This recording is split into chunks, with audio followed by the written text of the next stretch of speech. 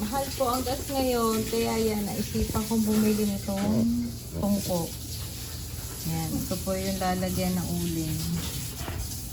Bali, ito po ay nabili namin ng magkano nga? 500. 500. Depende sa laki. May mas maliit dito, bali 450 yata yun.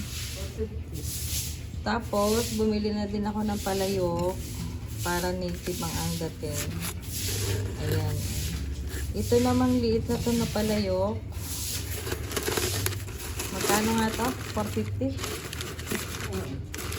Bali, 1 kilo kasi dito.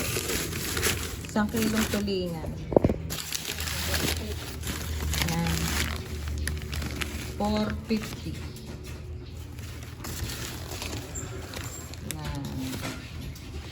So, sa aking next video, dito tayo magluluto sa tiuling. Ayan. Ayan. Dito. Dito natin siya luluto. Diba? Wala palang uling. Oh. Ayan ang kanyang tatlo. So, bago po natin gamitin itong bagong palayo, kailangan natin pakuluan ng tubig. Yan.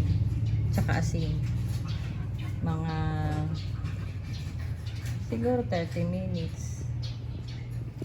So, dito naman natin ng gatong. Halimbawa, may kahoy kayo.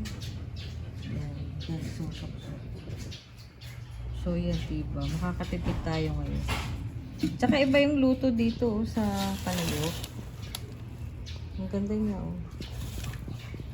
Yan lang po. Gusto ko talaga dito magluto sa palayok. Ang ganda. Thanks for watching, guys. See you on my next vlog. Have a nice day.